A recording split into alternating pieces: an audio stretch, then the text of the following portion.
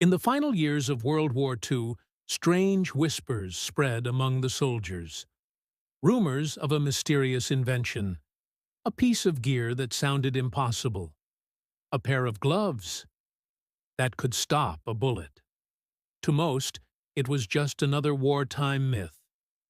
But deep inside secret workshops in Germany, Britain, and even the Soviet Union, scientists were racing to create something that could change the battlefield forever. Armor that soldiers could actually wear. While tanks were wrapped in steel, the men fighting in trenches had only fabric, leather, and luck to protect them. But what if that fabric could act like armor? This is the forgotten story of the bulletproof gloves of World War II, an invention years ahead of its time, buried under secrecy, and rediscovered only decades later. By 1943, the war had turned desperate. Every nation was losing men faster than they could train replacements. The need for lightweight protection, something soldiers could wear in combat without sacrificing movement, became urgent. In Nazi Germany, research teams working under the Wehrmacht's materials office began experimenting with strange new fibers, woven from layers of silk, resin, and fine steel mesh. Their goal?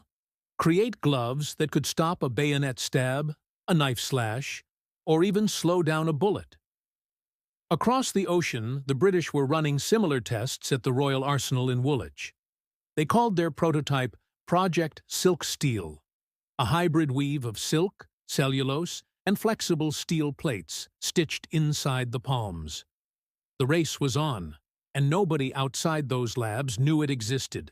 The science behind these gloves was fascinating. Instead of relying on metal, engineers turned to layered resistance. Dozens of fine sheets, each designed to absorb just a bit of the bullet's energy. When a projectile hit, the outer layers would deform, spreading the impact, while the inner ones slowed it further. It wasn't true bulletproofing, but in early tests, low-caliber rounds were actually stopped, or at least weakened, by just a few millimeters of fabric. Researchers noticed that certain silks, especially those treated with resin or ash-based compounds, gained remarkable strength. It was primitive composite material science, long before Kevlar even existed.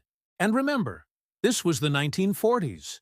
Computers, polymers, or advanced materials didn't exist yet. Everything they discovered came through trial, error, and pure wartime necessity. In 1944, prototypes were quietly distributed to select German officers and tank crews. Reports describe gloves made from overlapping steel rings and toughened silk layers. They were heavy, yes, but astonishingly durable. One report, later declassified in the 1960s, described a glove that deflected a 9mm pistol round from a short distance. The wearer's hand was bruised, but intact. Meanwhile, the British version never left testing. The materials were too costly, and silk was already rationed for parachutes. Instead, their data was archived, forgotten until the 1970s, when similar layering techniques were rediscovered by DuPont during the creation of Kevlar. History had quietly repeated itself, but the Soviets had their own answer. In 1942, deep in a Moscow laboratory, a material known as SH42 fiber weave was developed, made by layering cellulose fiber, thin copper mesh, and vulcanized rubber. It wasn't elegant, but it worked. Soviet engineers tested the fabric on gloves and forearm guards, mainly for tank mechanics and anti-aircraft gunners who faced metal splinters daily.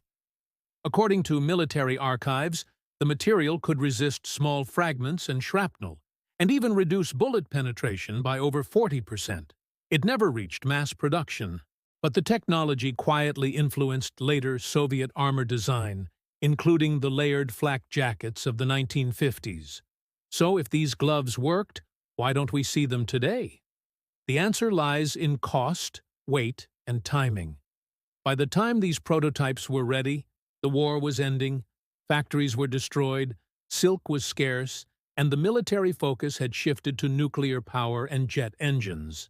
The bulletproof glove was no longer a priority, and because they were never patented, most designs vanished into classified archives or were destroyed during post-war disarmament. Some pieces, fragments of metal thread gloves and hardened silk samples, were rediscovered decades later in museums and research collections, sparking new curiosity about what else was lost. In the 1970s, DuPont unveiled Kevlar, a synthetic fiber 5 times stronger than steel. What few realized then was that many of Kevlar's core principles, layered tension, flexible strength, and impact dispersion, mirrored the forgotten wartime research on bullet-resistant gloves. It's as if history had quietly guided science, decades ahead of its time. Today's modern tactical gloves, used by military and special forces, owe their roots to those early experiments.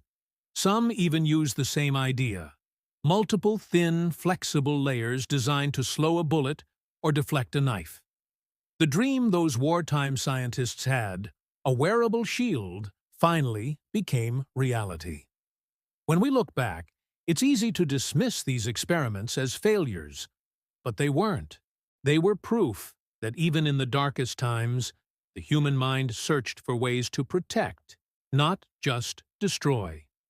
A soldier wearing those gloves might not have realized it, but he was part of an early chapter in materials science, a story that would one day save millions.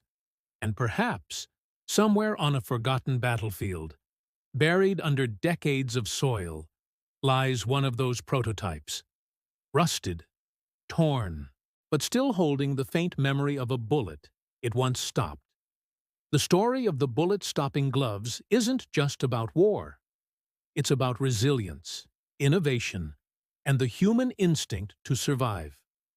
From steel and silk to Kevlar and carbon fiber, the dream never died. So next time you see a soldier's gloves or a firefighter's protective suit, remember, it all began with a desperate experiment in the 1940s. A dream that once seemed impossible. Gloves that could stop a bullet. If you found this story fascinating, don't forget to subscribe for Forgotten Survival, like the video, and hit that bell icon for more deep dives into forgotten history. That's the real legacy, not of war, but of survival. Because history isn't just about who won, it's about who learned how to keep going. And perhaps, in rediscovering stories like this, we find something even stronger than armor. We find the resilience that defines what it means to be human.